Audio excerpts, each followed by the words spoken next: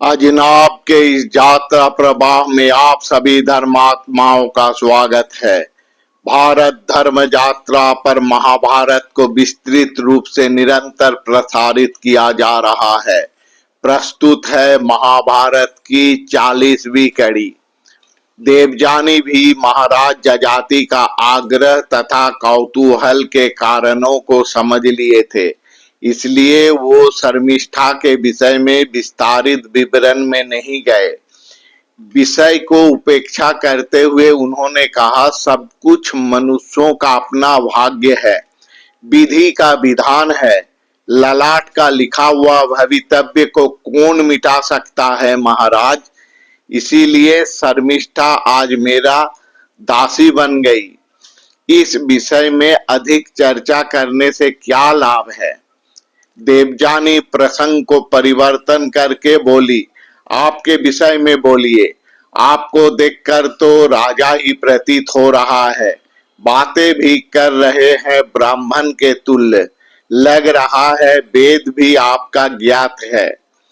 आपका नाम क्या है, कौन कुल में आपका जन्म हुआ, आपका पिता का नाम क्या है। महाराज जजाति समझ गए देवयानी शर्मिष्ठा के विषय में अधिक कुछ नहीं बोलेंगे, इसलिए वो सौजन्यता दिखाते हुए बोले, आप सही बोले हैं। ब्रह्मचार्य के काल में ही मैंने चतुर्वेदों का अध्ययन किया। मैं राजा ही हूँ, मेरा नाम जजाति है। देवयानी ये समझने का प्रयास करने लगी, जजाति क्या उसी के लिए ही पुनः यहाँ आए हैं या नहीं। उन्होंने पूछ ली, आप किस कारण से इस वनस्थली में आए हैं, इस सरोवर से कमल का पुष्प संग्रह करने या मिगया के लिए। जजाति उत्तर दिए, नहीं भद्रे, मिगया के लिए आए थे और पिपासार्थ होने पर पानी के खोज में इस वन भूमि में प्रवेश किए थे।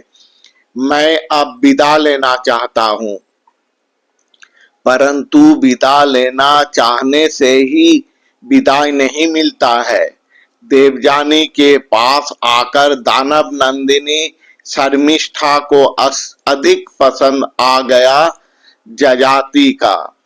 शर्मिष्ठा का मुंह पास में वो बंद गए।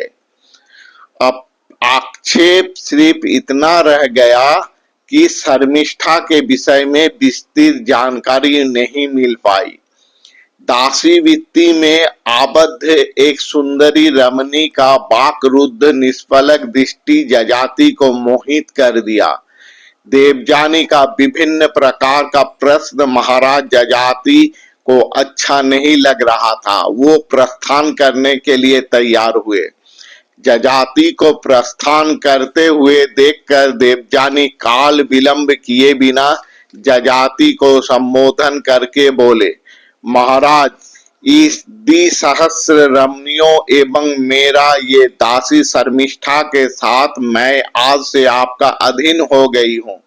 हे राजन, आज से आप मेरे सखा बंधु, आप ही मेरा स्वामी, आपका मंगल हो। देवयानी का इस वाक्य को सुनते ही जजाति को ऐसा लगा जैसे नीले आसमान से अचानक बिना बादल का वज्रपात होने लगा है। ये जजाति के लिए आश्चर्यचकित करने का विषय है।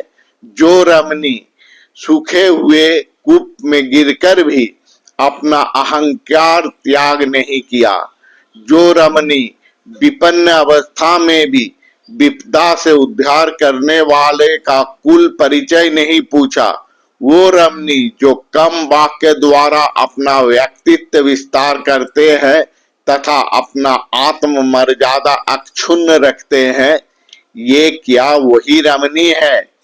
किस प्रकार वही रमणी उनके समक्ष एक मुहूर्त में विवाह का प्रस्ताव दे सकती है। जजाति राजा है, राजनीति के साथ साथ मानव चरित्र का अध्ययन करने में भी वो सिद्धि प्राप्त किए हैं। राजोचित स्वभाव भी उनका सहजात है। अपने समक्ष उपस्थित व्यक्ति का वक्तव्य पर उनका मन में जो भाव उत्पन्न होता है, उनका बाह्य प्रकाश राजा का मुखमंडल में दिखाई नहीं देता। बाल्यकाल में अध्ययन के साथ साथ राजपुत्रों को अनेक प्रकार का शिक्षा ग्रहण करना पड़ता है, जिसमें किस प्रकार अपने मन के भाव को गोपन रखा जा सकता है, किस प्रकार प्रतिक्रिया को दमन किया जाता है, यहाँ तक कि हाथ, मुखमंडल, चक्षु में भी किसी प्रकार विकार प्रकट ना हो, इसका शिक्षा भी बाल्यकाल से ही ग्रहण किया जाता है। महाराज जजाति इसलिए चकित नहीं हुए। इतनी सहजता से एक अल्प परिचित रमणी यदि एक पुरुष के समक्ष आत्मसमर्पण कर देती है, तो उनके प्रति जजाति के जैसा विदग्ध नरपति का प्रेम नहीं हो सकता। देवजानी उनका पूर्व विदग्धता, मर्यादा तथा अभिजात्यता को त्याग कर यजाति के समक्ष आत्मसमर्पण किए। इसका पीछे कारण भी था, कच्छ का अभिशाप। कच्छ देवजानी को अभिशाप दिए थे, कोई भी ब्राह्मण ऋषि पुत्र से उनका विवाह नहीं होगा। इसलिए क्षत्रियों को यदि विवाह करना है तो जजाति से अधिक यज्ञ पुरुष को ही हो नहीं सकता। जजाति वो पुरुष है जिसे उनका पिता शुक्राचार्य भी सम्मान करते हैं। जिस तत्परता के साथ देवयानी महाराज जजाति के समक्ष विवाह का प्रस्ताव दिए, उसी प्रकार तीव्रता से जजाति ने भी उत्तर दिए। प्रस्ताव कितना भी आकस्मिक क्यों न हो, जजाति तत्क्षण उत्तर दिए, मैं तुम्हें विवाह नहीं कर सकता हूं देवयानी। तुम्हारा ब्राह्मण पिता किसी क्षत्रिय के साथ तुम्हारा विवाह देने में सम्मत नहीं होंगे। क्या शुक्राचार्य जजाति के साथ देवयानी का विवाह देने के लिए सम्मत होंगे? क्या जजाति के साथ देवयानी का विवाह हो पाएगा? इस सब का उत्तर महाभारत के परवर्ती पर्व में जानेंगे। नमस्कार।